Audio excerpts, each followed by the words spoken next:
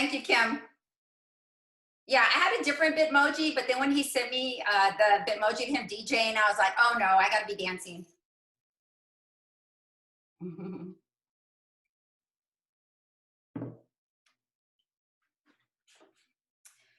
All right, so just a little background. This personalized learning with eJournals came from a summer series that we did. It was a 3-hour training, just FYI. And I had to whittle it down. And Ernest helped me as well. We whittled it down and we tried to compact it into a 75-minute session and build in time for you to practice. So it's going to be chock full of lots of information. So I just want to front load that to you, and we're going to get through hopefully most of it. And I've got lots of resources in here for you as well. So if for whatever reason we don't get through the entire thing, there are links to a lot of resources there for you. All right, so we're going to get started here. Again, the presenters are myself and Ernest for personalized learning with eJournals. And we're going to learn all about eJournals, digital interactive notebooks, they can also be called. They can also be called e-portfolios. It really depends on the way that you're using it, but basically it's for personalized learning. So we're going to look at different types, different styles. We're going to look at how do you create one for yourself or for your students. And we'll consider adding in a variety of EdTech tools for interactivity, and then also use a template to begin creating your own. So here's today's agenda. The what and why. We're going to look at traditional versus digital, a hands-on into an eJournal activity, which is actually embedded. So we've embedded it into the training we just gave you, the presentation link. Tools, tips, and tricks. We're going to look at a teacher showcase, SCISD teachers, resources, and then hopefully have time for Q&A. So we're going to go ahead and jump on in. And what are eJournals? So I kind of already mentioned it a little bit, but basically it's that journal that we consider, right? Even the interactive notebooks that we do with students in class, the physical notebooks, but now digital, okay? And they allow students to interact with content, store and organize their content, their information, their notes, and be able to even reflect. So they can use their journal for reflection and be able to start guiding their own learning. So it really empowers student agency. Okay, so we're gonna go ahead and start by looking at an example. So on this slide, by the way, if you guys could, on your own copy, have your own copy up. Maybe you need to push me over to the side a little bit on your screen, make it a little smaller if you'd like. But I want you all to click on this copy right here. Now, I'm going to pause here because some of you may have some issues getting on or doing two things. So if anyone would like me to just post the link right inside the chat, I could do that too.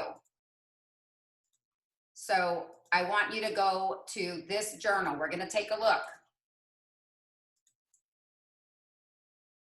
Everybody got a copy of their own slides. I'll post the link right here. Here's the link to this journal we're going to look at. Very good. I see people right here. Nice. Awesome. Okay, so this journal is a heat and weather unit, and it's an interactive notebook. And I just want you to take a look at it. Okay. Take a look at the slides in this journal. It looks like it could be an actual paper copy or an actual physical copy of a journal, right? Look at the layout. You see the pages in the background. So all I want you to do right now is just take a look at it. So I'm going to give you a couple minutes to go through the slides and then we'll talk about it.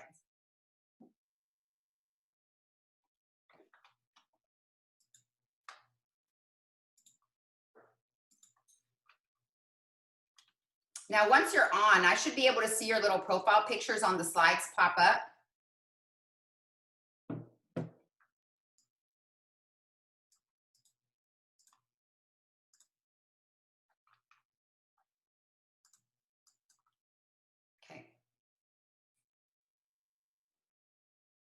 So all I want you to do is just take a look. There are 9 slides. Just want you to go through the notebook.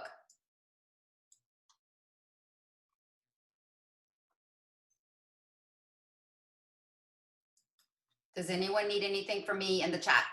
If you want to ask me a question, you can.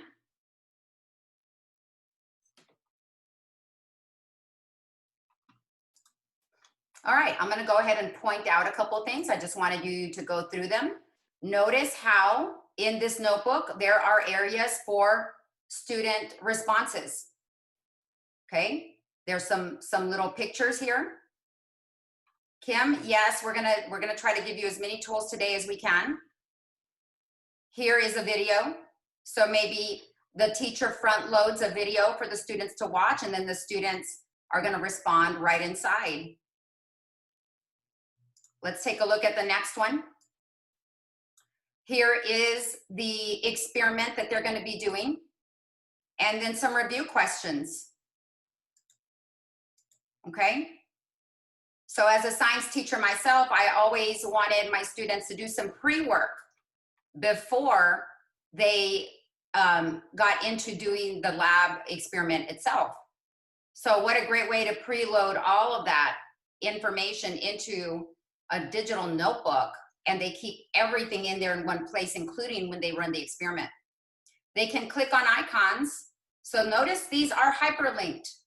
You can place any object, any picture, any graphic, and hyperlink it. So it doesn't look so cluttered with lots of text. That's another tip for you that we want to put, we do want to make sure we explain as much as possible, but we also want to put as little text as possible. So think about creating a video to explain something. That way we don't heavy load it with lots of text instructions. So this is a great way. You can put in a little watch me first, right? And they click on a button and then they watch a video. All right, let's look at the next one. So now they're gonna actually go into doing this. Look at this, this is what I was saying. Need help with your box? Watch this video. Okay, and so hyperlink the object, and look how nice it looks. It doesn't look cluttered with a lot of text.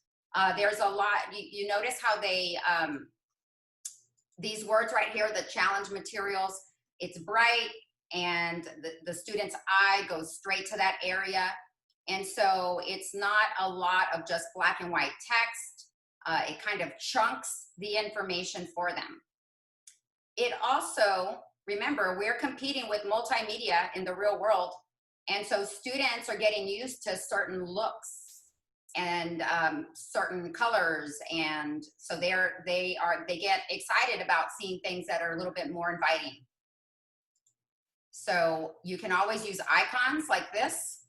I'll show you where to get some.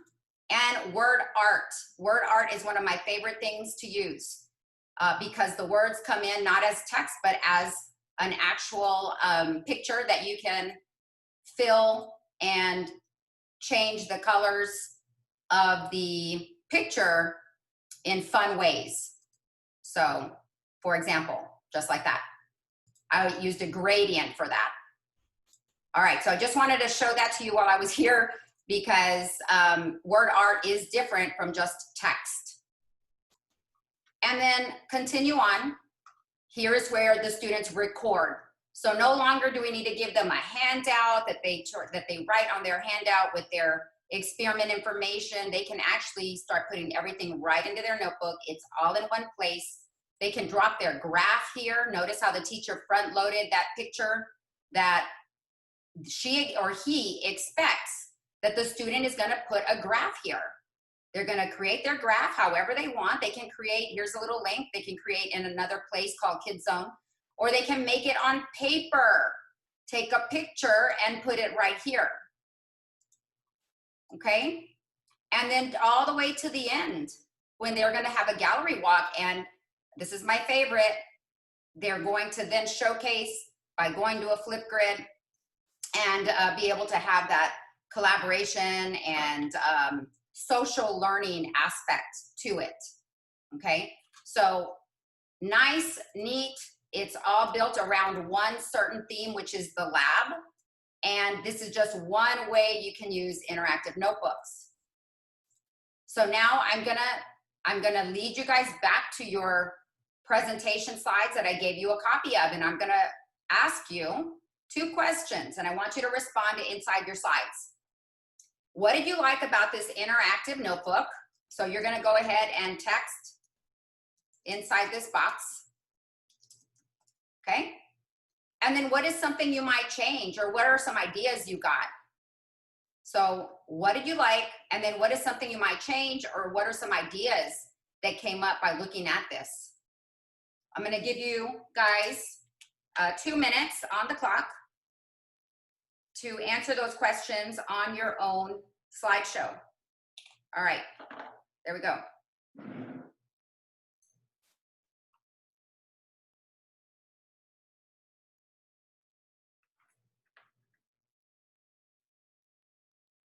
And then I'm gonna give you guys time to put that in there, but I am gonna ask in a little while for a couple of people to share out.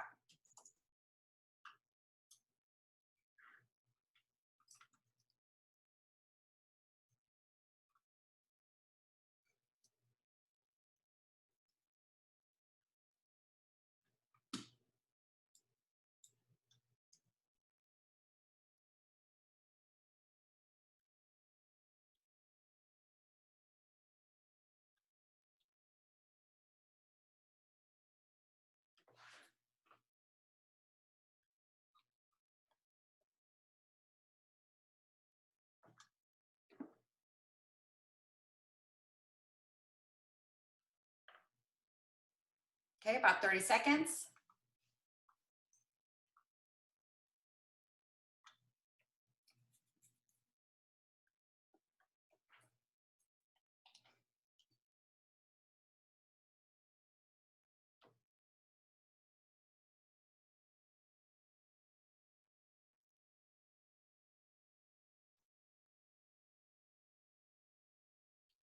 Okay, a couple more seconds. I just want you to feel what it's like to be inside the Google Slides and answering right in there as if you were the student.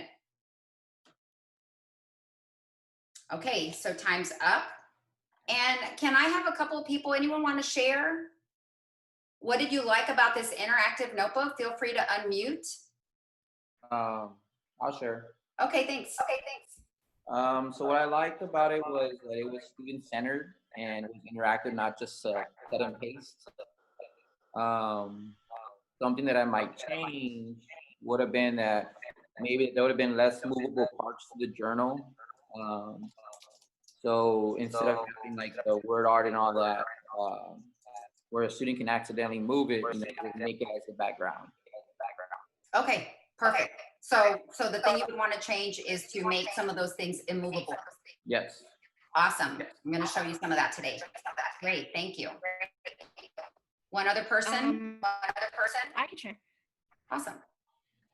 My son actually saw something like this during the spring, and he loved it because he says it was really easy for him to navigate. It's a little hard to hear you. I'm sorry. It's breaking up a little bit. I think it's my connection. Can you hear me better now? Yes. I saw something like this during the spring, and he says it was really easy for him to navigate. And one thing I have a question is, can students do a video slide on these slides? Can they do a video? Yeah. Is that what you're asking? I'm sorry, it's still breaking up a little bit. Yeah, students can definitely make a video. They can take their own pictures and upload them right into their slides.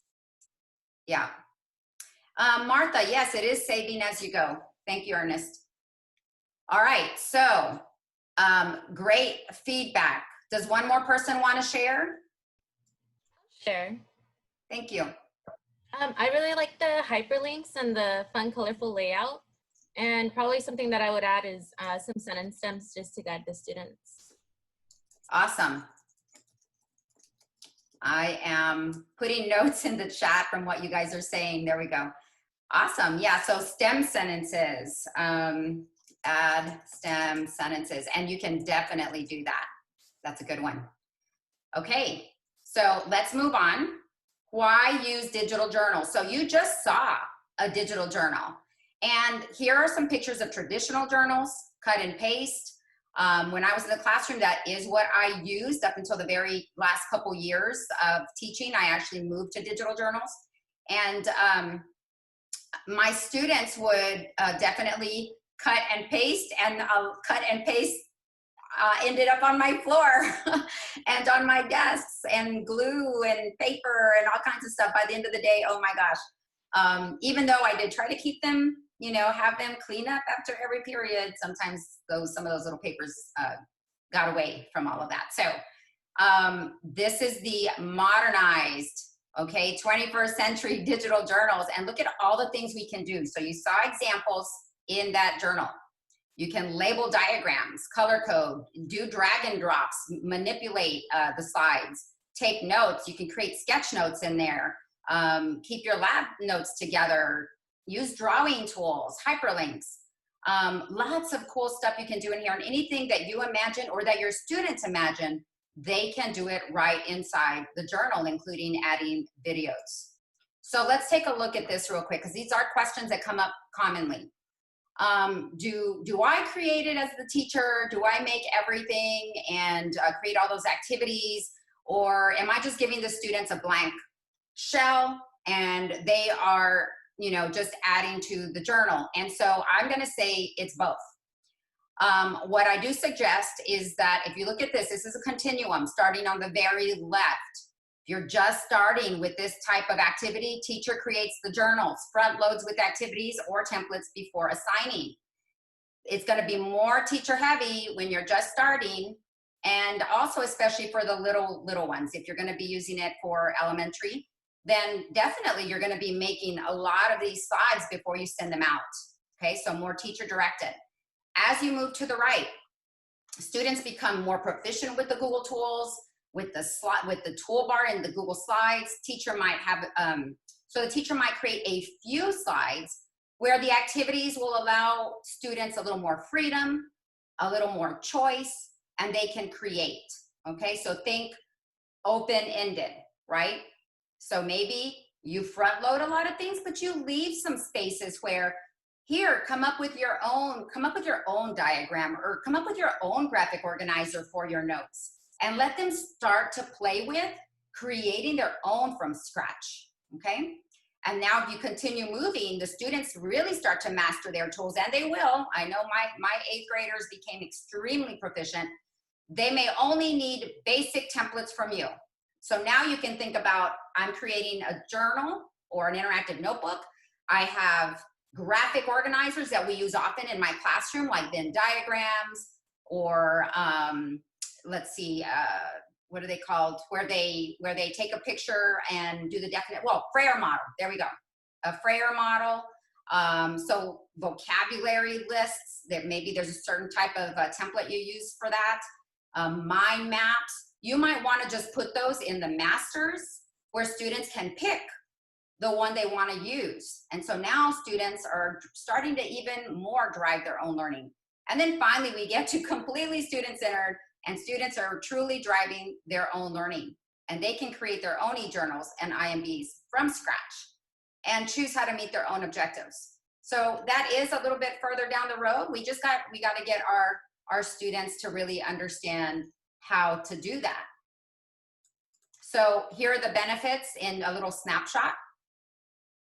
21st century skills, definitely building that. It is multimedia rich, so very relevant. Front loading the activities, so you can definitely have those ready to go for them. Personalized learning, you can add accessibility tools because it's digital. Artifact curation, students can now start curating their own artifacts, which will keep them a little more engaged in their content. They can be creative, and you can differentiate the work for them this way as well. You can put on a slide, task A, B, or C, pick the one you want to do. And now it's differentiated for them. There's built-in collaboration, hands-on still works because they can take a picture of anything that they did hands-on and put it inside their journal. And then paperless organization. accessing this from the cloud anytime, anywhere. Okay, so let's look at, go Sonia, ahead. there's Sure. a couple questions I just wanted to bring to your attention. Mhm. One question is from, are these journals Google slideshows that they can add to all year? Yes, so they can. They can. So let me go back to this one. You can have journals that are going to be a unit long by project, like you saw the lab, right? It was lab focused. Maybe it's lesson focused. Maybe it's for the 9 weeks. Maybe it's for a field trip they're going on. You are the creator. You're the designer. You can make this however you want. You can have a journal that's ongoing for the whole year that's just for note taking. And then you can make mini little interactive notebooks based on the content or the topic. Did that answer your question? Okay. And then other journal covers, Santa, we're going to go over that in just a little bit. Good question. Yeah, there was some questions about Canvas. How does it function with Canvas? And we're going to show that before the end of the session. Yes, awesome. So traditional, these are some traditional examples, and these are some digital examples. So you're actually going to interact with the digital examples next so that you can see how some of these things work. So if you would all go to slide 13 on your copy. Any of you interested in drag and drops, manipulating objects? So go ahead and look here, and you can actually drag and drop. Now these numbers are not text, they're word art. And I did that for a reason. So it's easier to grab them and drag them. They're pictures. Remember, word art is a picture. It's not a text box. So I'm going to give you guys 4 minutes here because I have an activity for you. You're going to sort them first, and then you're going to add real life images that demonstrate either odd or even and add it to the appropriate box. Sonia, Okay. do you want to do a quick demonstration of the little Explore tool in case someone's not familiar Yeah, with that? I was actually gonna ask you if you would do that. Do you mind sharing or? I just- actually don't have the slides up myself. Oh, okay, I'll do it. That's fine. I was just gonna give you a chance to to interact as well in case You're doing great. Go you for it. wanted to participate. All right.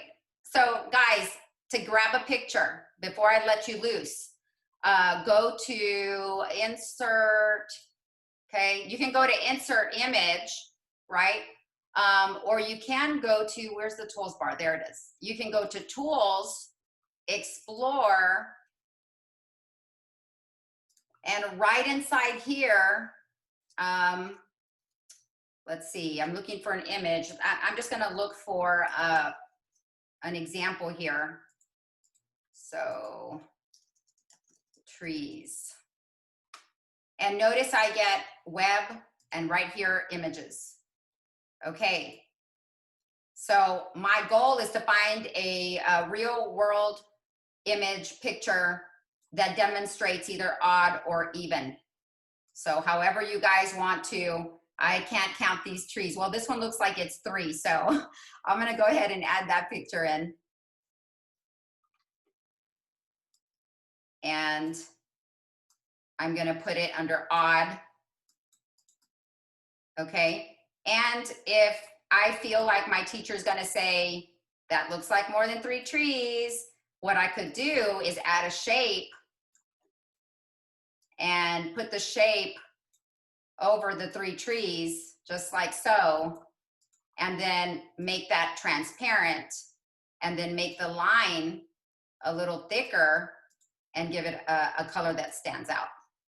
And there we go. All right, I'm gonna give you guys 5 minutes to try this. Let us know in the chat if you have questions.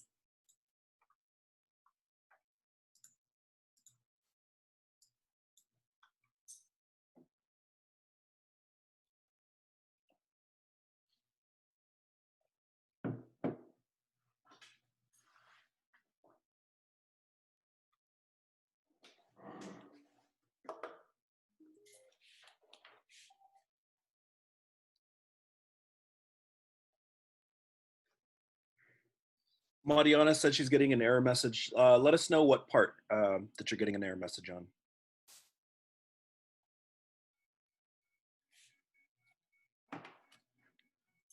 And I got my own tunes while y'all are working. Sometimes you'll get an error message trying to add in one image because there's something weird with that image. You might want to just try a different picture and see what happens. Yeah.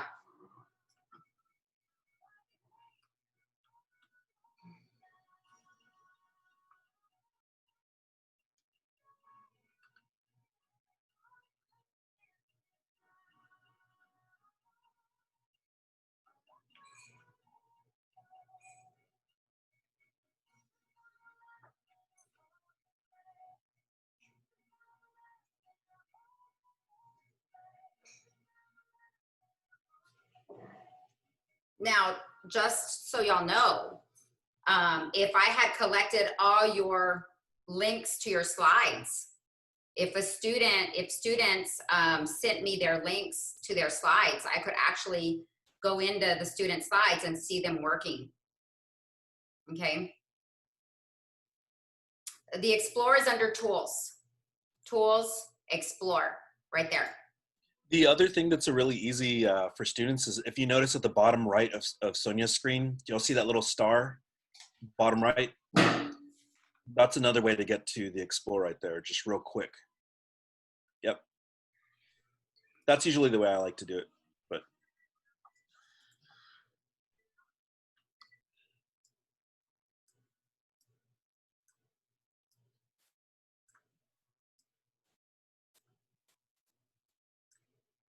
And also notice I use the gray space, which is this gray area. Anything you put there will also be copied over to student slides. So when you're setting things up, feel free to use all the gray space. You can put instructions there. You can put a screencastify video there if you need to give them some instructions.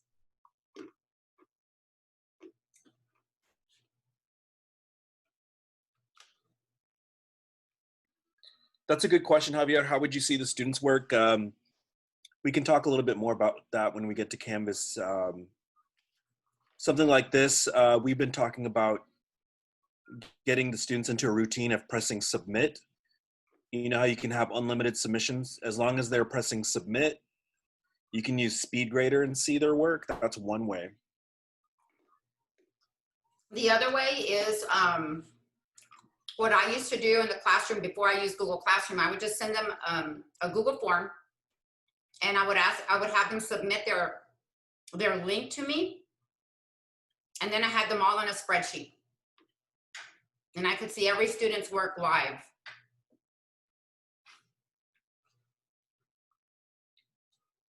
If we have time, I wanted to practice that so you guys could see how that goes, but you will get it. If you're putting these in Canvas, you'll be able to see their work in Canvas as well.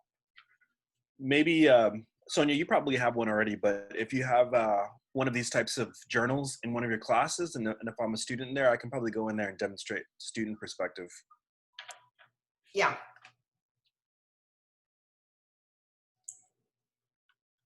Okay, we have about a minute. Is everyone good?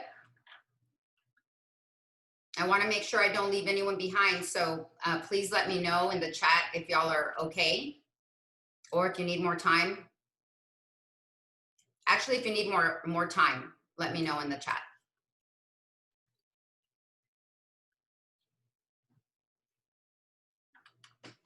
Okay.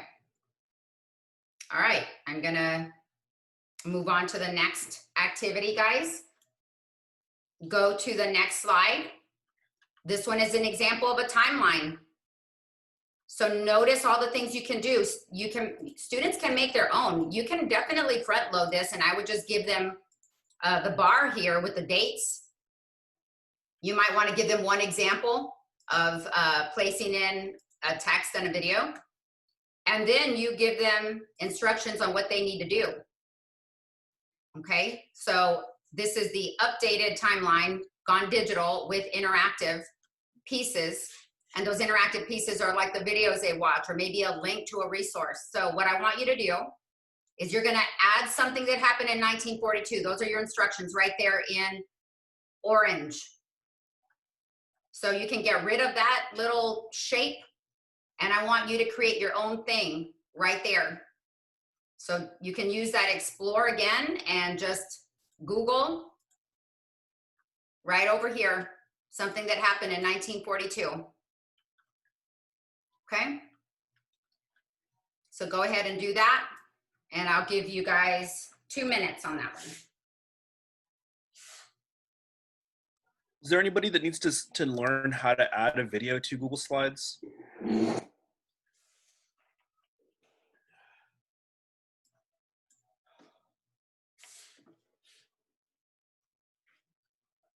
Irene said yes.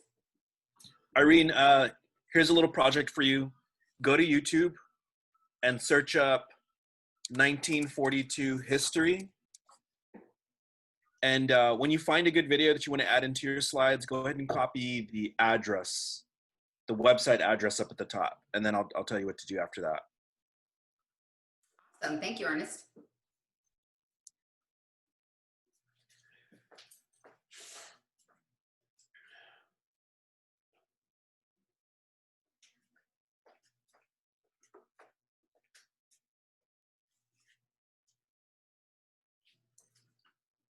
Let us know if you're having any problems finding something in 1942.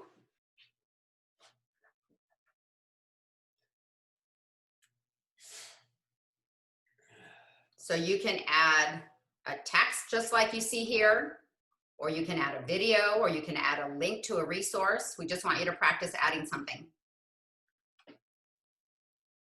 Wow, thanks, Stephanie. Interesting.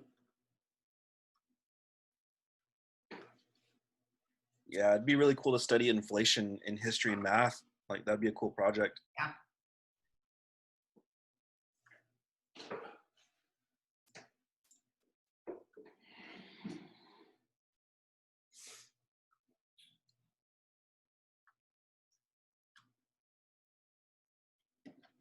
I just want to mention this while we're here. Right now, we're talking about interactive notebooks or e-journals for the student themselves, right? A personal journal for the student. But there is no reason why you couldn't do activities like this in collaborative teams. So it would still be the same setup, but you would push this out to maybe a student, and then the student would share with their team and they could work collaboratively. So just throwing that out there. These, however, are meant to be personal, so every kid gets their own copy. Nalda, duct tape and super glue were invented in 1942. Wow. All right, hopefully you were able to add something to the timeline. Any questions before we move on to the next activity? We have another activity.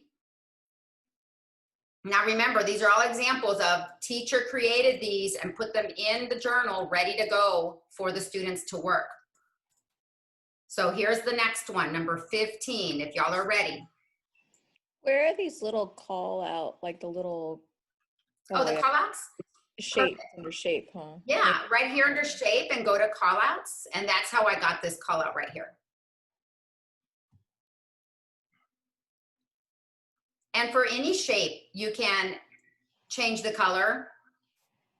So change the color just like that, and change the border, and change the thickness of the border just like that. I'm gonna make this one a different color because I want it brighter. There we go. And notice I'm using gradients for this.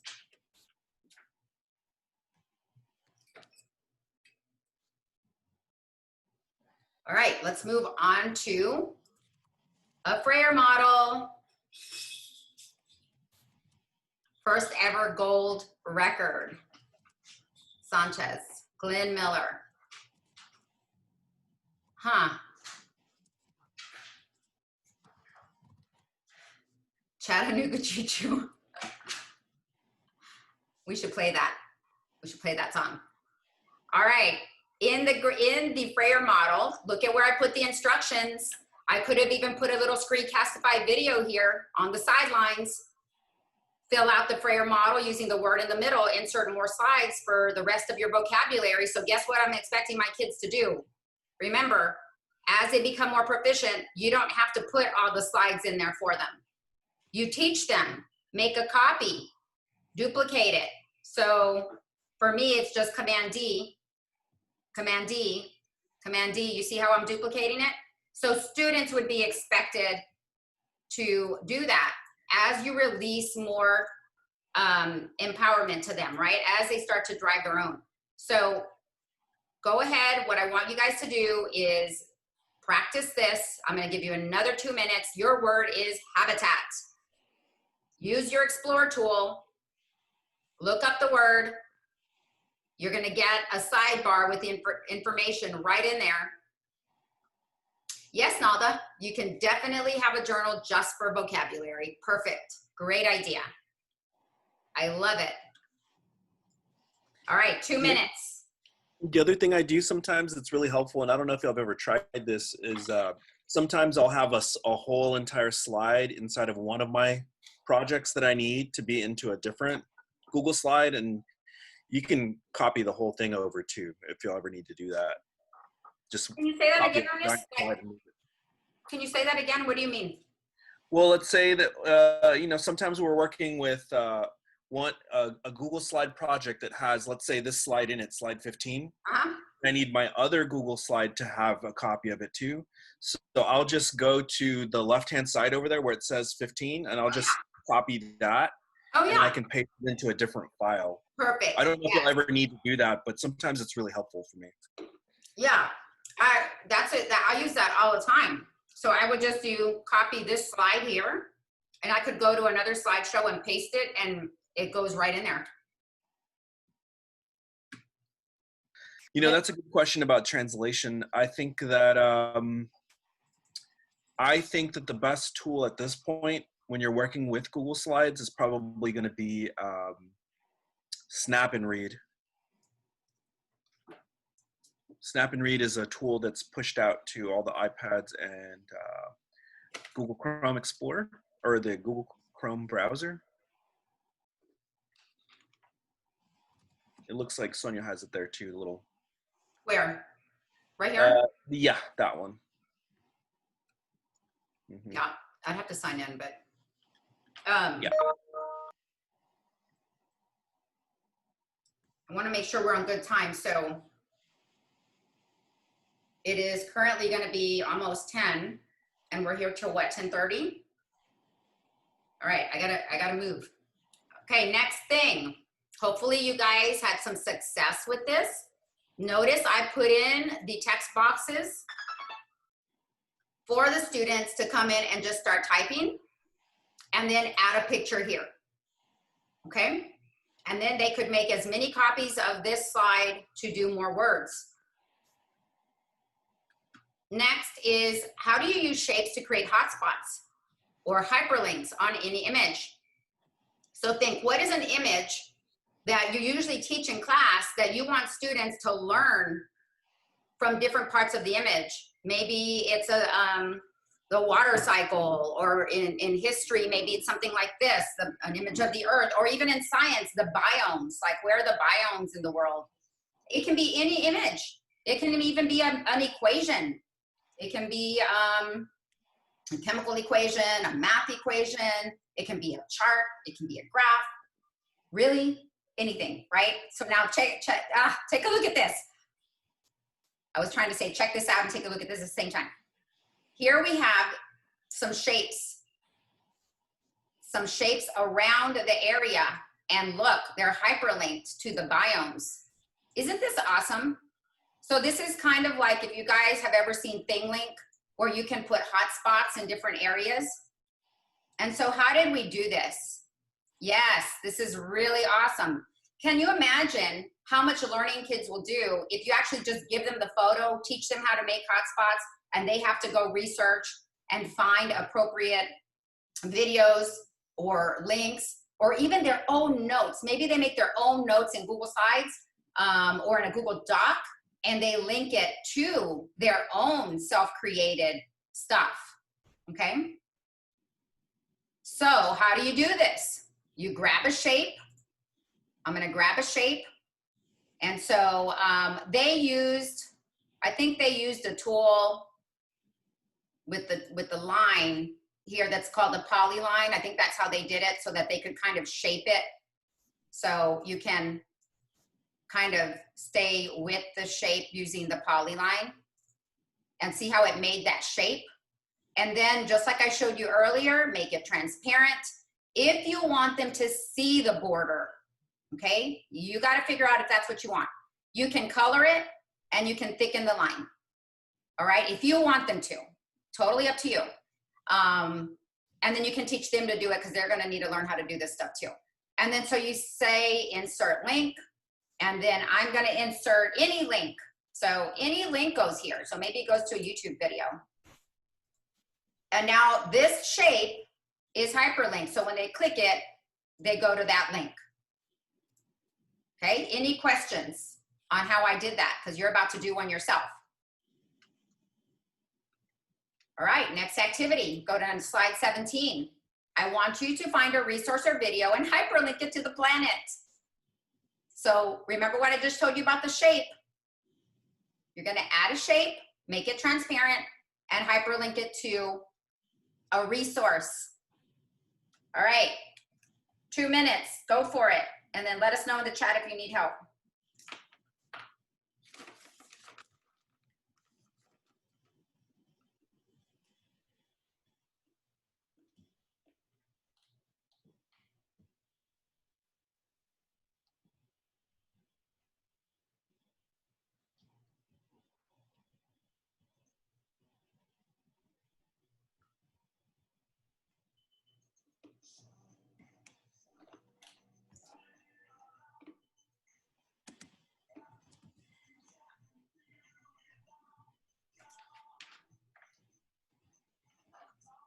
G. Rivas, which link do you need?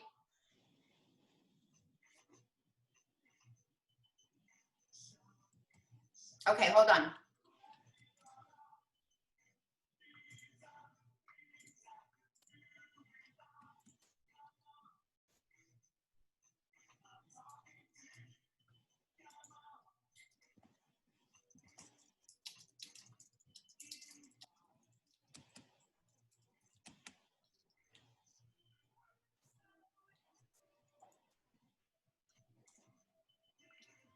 There it is, G. Rivas. Gladys, to Yeah. answer Gladys's question about making the shape transparent, you want to click on the shape, and up at the top, once you've clicked on it, you're going to see a paint bucket option. And that's where you can go in and say that the fill is going to become transparent.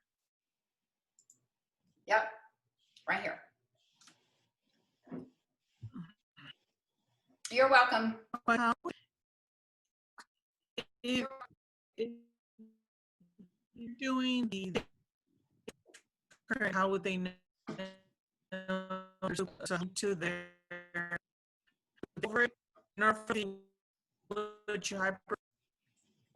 You're breaking up a lot. We can't understand what you're saying. Do you want to type the question in the chat?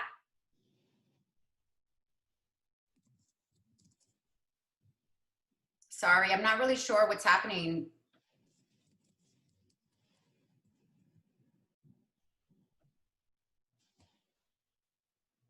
All right, so we will answer your questions if you want to put them in the chat. That was time on this activity.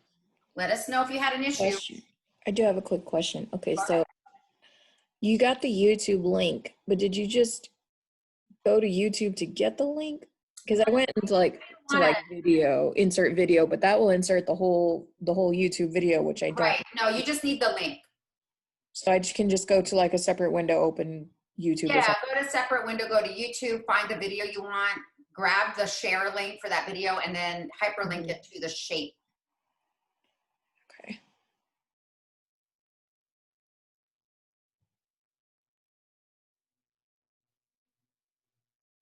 Now, Nalda, it depends. I really like that this one here does not have shapes around them. I really don't want to see the shapes. I want to be able to click on the biome on the biome I'm interested in and get that link like that. Now on this one here, I may want a shape. So I probably will put a circle around the button, kind of align it just like that. Okay. And then I'm going to make it transparent. So I see the play button. I'm going to make the line, the border thicker, and I might make it yellow. There we go. Do y'all see that?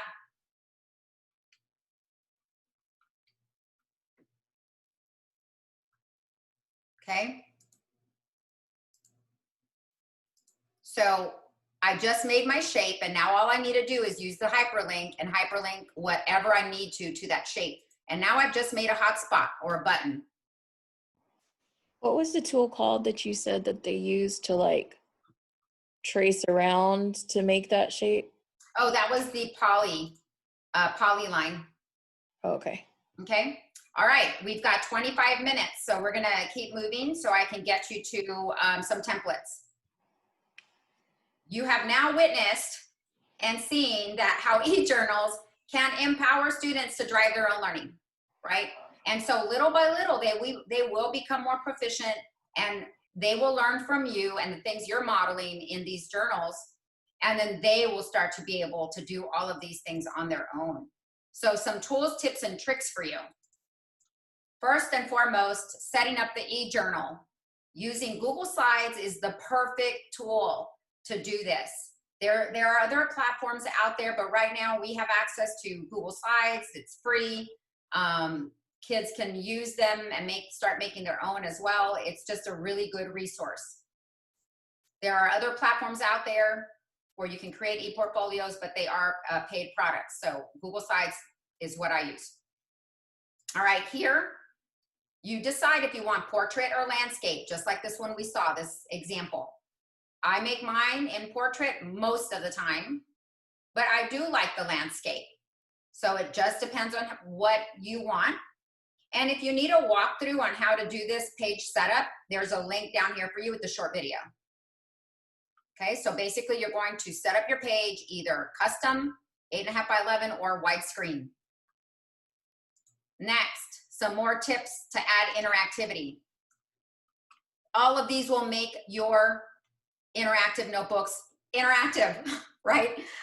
Make them more exciting for students. Help them to really be engaged with the content, not just consuming content, but doing something with the content. And that's what we want. So hyperlinking, I just showed you how to do that. And here's an example in this picture. These are just pictures. Insta story. Here's another idea for an activity where students will create an Insta story on a picture of a phone. Looks like Instagram. And you would hyperlink what you want them to read, the vocab, and the video. So hyperlinking, you can use that for anything, any idea. Drag and drops. You guys saw drag and drops. Here's some ideas. Create the terms, put them in the gray space, and they drag and drop them where they go. Again, same here, true and false. You put statements on little boxes, showed you how to make those shapes already, and then they drag and drop them. How else can we add interactivity to our interactive notebooks or eJournals? Flipgrid, again, one of my favorite tools. Add activities where students can start creating and sharing their voice. Videos, here's an example video of a Screencastify where I walk students through how to use their journal. So I wanted to give you a quick tutorial on how you can to make see a copy in the title. So that again, I'm not going to play that because of time, but I want you to see how you can insert Screencastify videos right there to teach your students something you need them to learn, instead of adding a lot of text that they may not read. Templates. You've seen these templates already. A sketch and tell, you did not see, you saw this one. But create some cool templates for them. Again, just to entice them to engage with their content. We love at EdTech, we love in our eJournals to add a sticker page. They can always go find their own little icon stickers, emojis, whatever they want to put into their sides. But if you've got a theme going, like we had a filmmaking theme for one of our eJournals, so we gave them stickers that kind of all matched, and we just placed them there on the slides before we sent them out to the students. So that's a sticker page. Great way to add interactivity. And then here are some other tips and tricks, okay? Edit the master. On most of these, I have either a video or something for you to look at so that you can learn. You already learned about hyperlinks, changing the background, word art, went over that already, insert GIFs. The way I do that, all these little guys that are moving, those are GIFs, and I just use the Jiffy Chrome extension. Oh, that's my Bitmoji. Well, it's up here somewhere. There it is. I have tons, sorry. So that's what I use to grab those. Manipulatives, there's a video on how to do those drag and drops, real easy, okay? And then if you're interested in those gradients that I was using, like this one here, this is a gradient, the title up here. You can go to Egg Gradients to get some really cool color combinations. And finally, the last one I really want to go over with you. I can't go over all of these because of time, but let me show you Flat Icon. You can get lots of free icons from Flat Icon. Okay, and let me show you how I do it. I added it as an extension here in my Google Slides. So if I go to Add-on and I go to my icons for slides and docs, that's what it's called. Go to Start. And there's my flat icon right here, right in my slides, like right to the side. And I can search for an icon I want to use. These are the ones I've used most recently, so I can easily insert my icon. I can choose the size I want. In some instances, I can choose the color as well. And so this is how this works. So when I'm developing slides, I can quickly and easily decorate my slides and paste icons there right away, which is how I did most of these here on this page. So that was Flat Icon.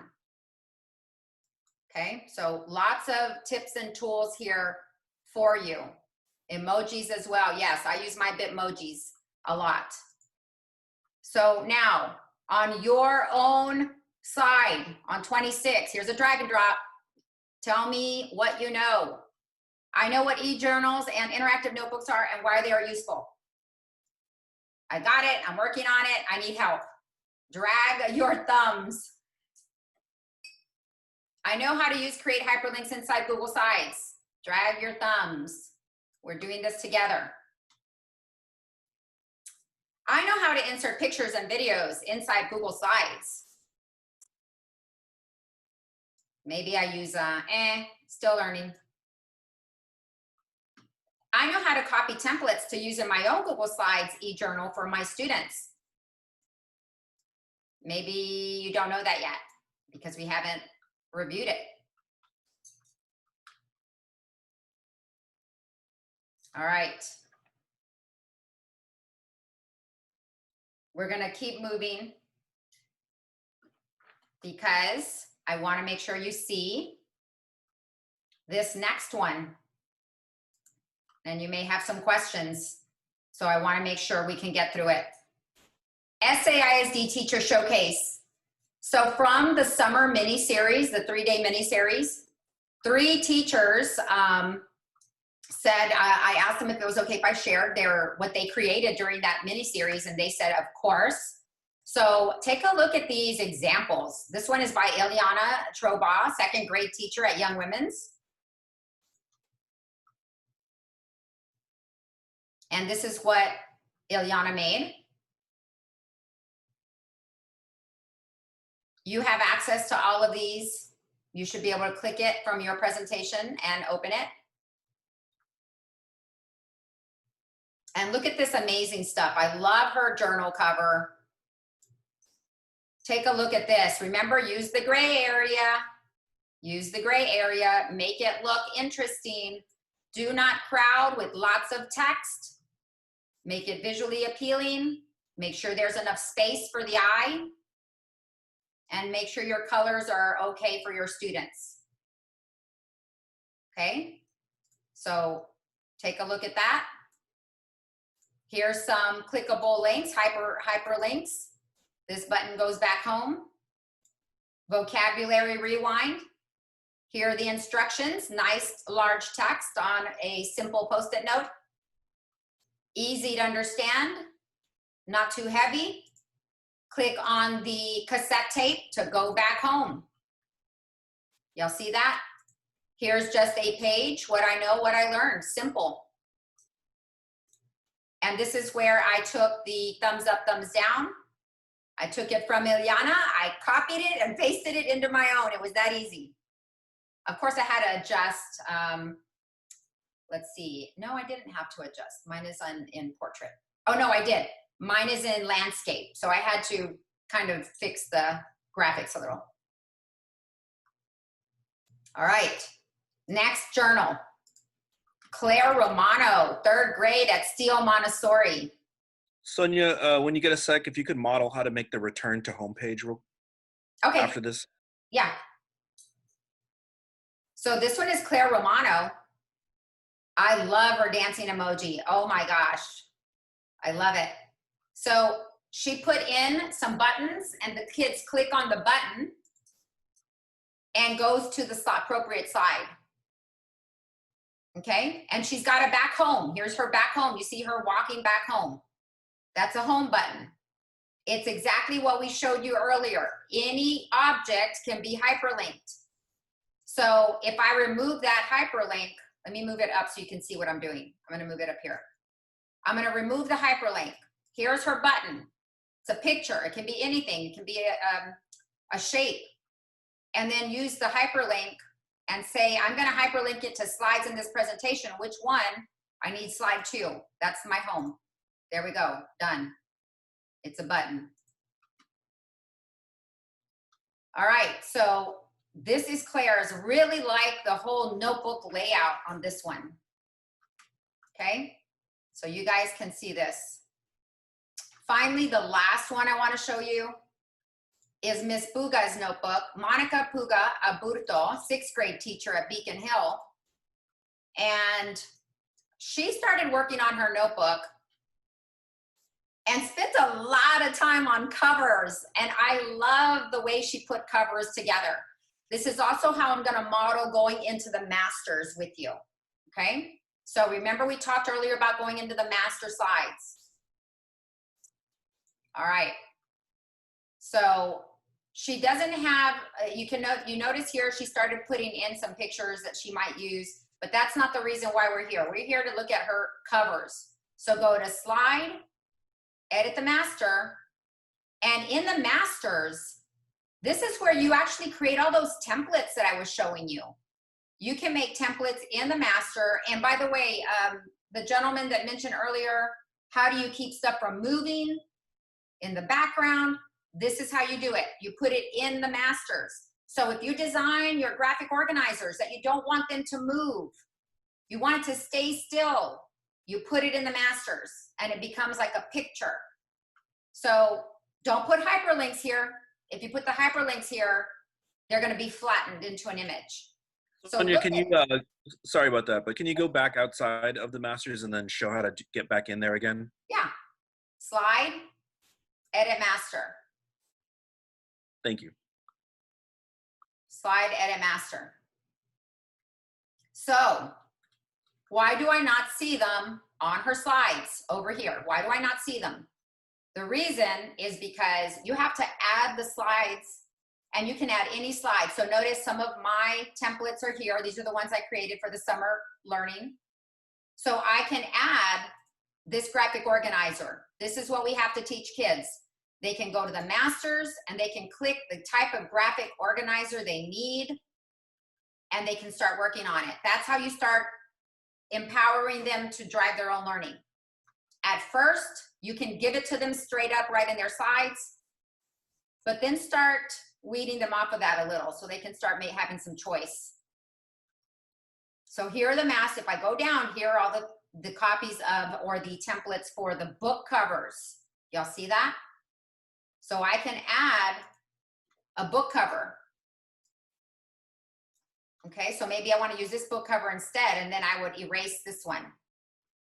Or Or I'm on my book cover. I can click layout and I can say, I don't want this layout. I want to apply a different layout. So maybe I apply this layout. Or maybe I apply, let me find another one that I like. I really like this one. Okay. Gladys, everything you see in here is available. I'm going to give all of that to you.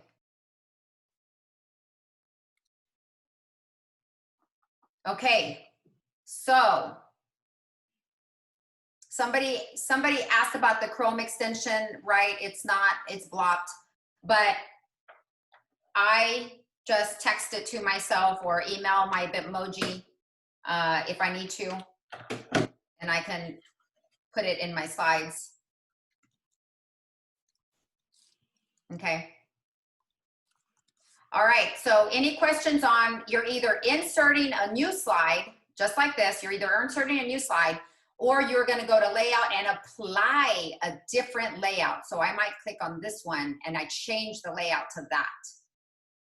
Y'all see how I did that? I'm changing the layout of the same slide. So I have a question. Okay, Those layouts and for the master, so when you go into the master, are those, how do you insert things into the master slide? so this is just like a regular slide. You can create right here like you would in a regular slide. It just becomes a master. So whatever I do in here, In there under the master, then it stays there. yes, Okay. that's correct. Okay. So for example, like this one here, this one that I made, I'll mimic that real quick here. I can go to shape,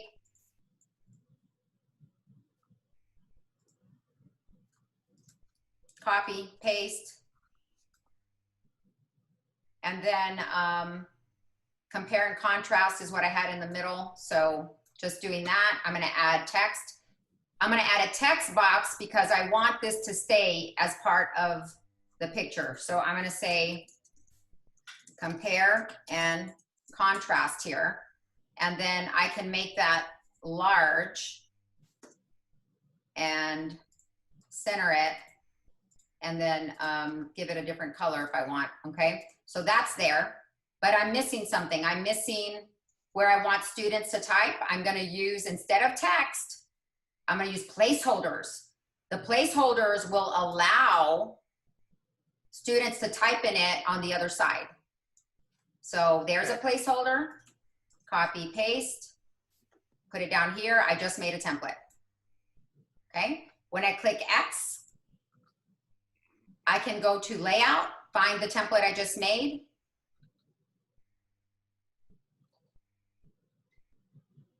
There it is. It's the one with the blue. Yeah. And then look, that is a placeholder, okay?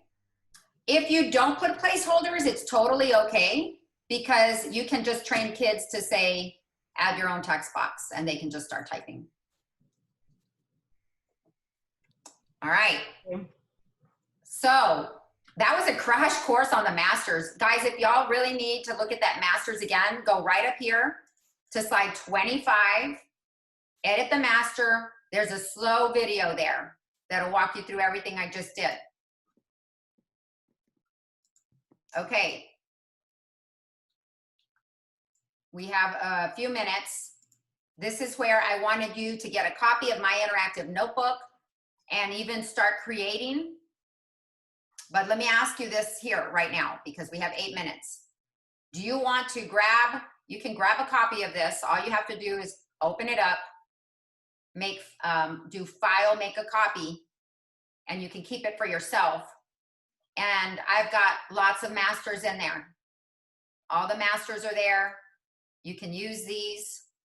You can copy anything from here into your own journal if you want to start from scratch, or you can just use this one and then start adding your own masters here. Whatever you want to do. Okay.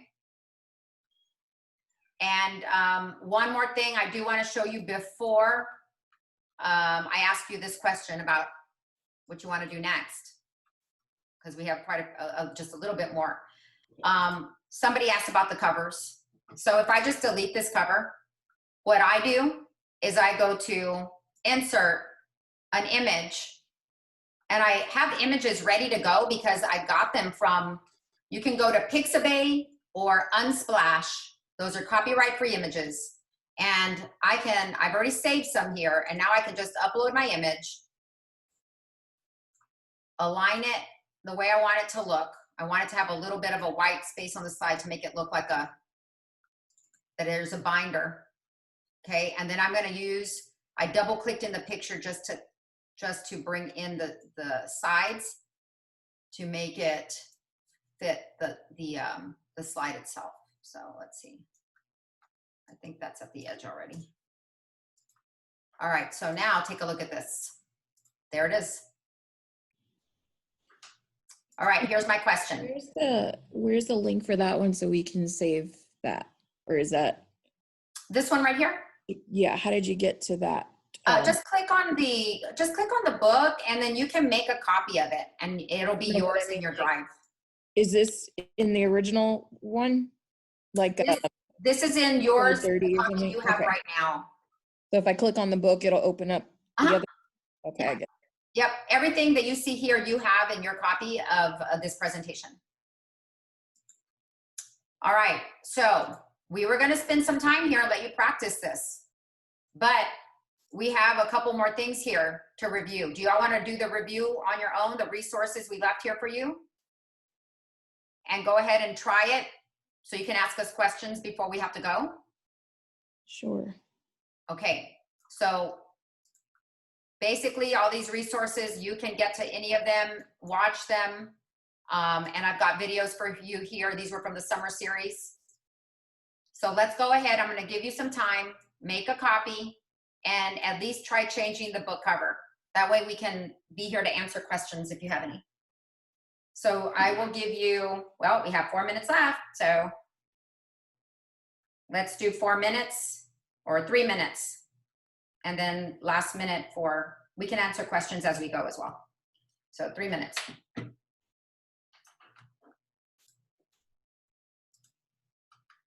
So right now you're changing the book cover.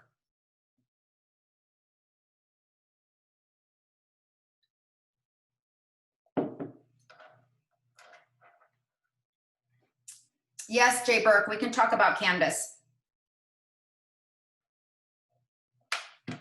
You want to know how to insert these into Canvas, correct?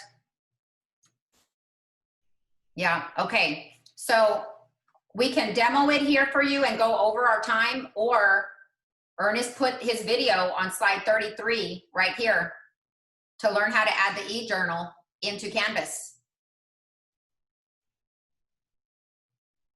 I can't find the Edit Master tool. Did you make a copy first? Oh, no, I'm on view only. Okay. Yeah. Make sure you make a copy first.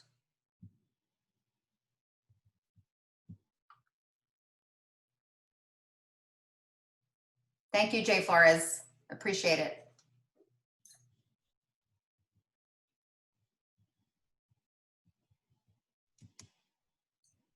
Okay, so now I have the copy. Okay, great. It's under. Which one is it under? So if you go to slide, edit masters. I see it. I see it. Okay, thank you. Then you can, yeah.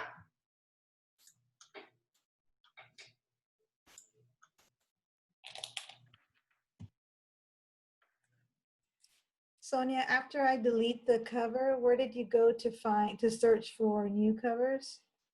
So I have covers ready to go, but let me show you where I get them. I go to either Unsplash or Pixabay. So I'm going to go to Unsplash first. And so it's just unsplash.com. And I can look for pictures. There are some that pop up right away, popular ones, but I can look for, maybe I want a notebook cover. Like maybe I want it to actually look like a notebook cover. So I can go through the pictures and, or maybe I want it to be fun. If I want to make fun pictures for kids, like that dog, the 2 dogs you saw, that was kind of cute. So look for any theme. Okay. And so I like this one. I'm going to save the image. I got to open it up. Say download for free. There it goes down into my tray. I'll put it on my desktop. Then I will go into my masters, and I really like this one. I don't want to get rid of that. And I really like that one. So what I'm going to do is I'm just going to add another slide. So I'm going to right click and say duplicate the layout, and I'm going to just delete that picture, and I'm going to go to insert another picture, image, upload from computer.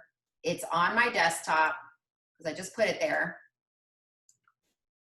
And so now there's my picture, but I've got to align it. So drag it from a corner so it stays proportional, and drag it as far as you need to get that little binder edge. And then you can double click inside the picture to crop. So I'm going to crop it a little from the top and bring it up. And I need a little more cropping because it's laying off the slide. If my picture was The in thing the too on tray, this is that edge won't show for students. It just shows what's Yeah. inside the box. I think it's my OCD. Hey, Sonia, also there's an Unsplash add-on. I didn't know that. You're kidding me. Yeah, time Oh, saver. Wow. if I got the picture from Unsplash and I, download for free and now it's in the tray, Mhm. just save it from the tray. How I You got got to go to insert picture from the back end. Go right. to insert picture and then grab it from your computer. This is upload from computer, but you said desktop, but I don't see anything on my desktop. Oh, okay. So In other words, how do you get it from the tray to? I went to insert image, upload from computer, and right over here on the left, mine was in the desktop, so I had to click there. It was actually taking me to I think it was taking me to my recents or a file or something. So I had to say, I want to grab it from my desktop. Okay. Now you might be able to drag. Let me try just dragging it in. Let's see, can I drag it in? Oh, I can drag it in, but I'm on a Mac. I don't know if you can do that on the PC. So I have now changed the cover to that really pretty pink background with the dogs. Okay. We are at the end. Ernest and I get a 15-minute break before our next session. We got to get our DJ music going. Any last-minute questions?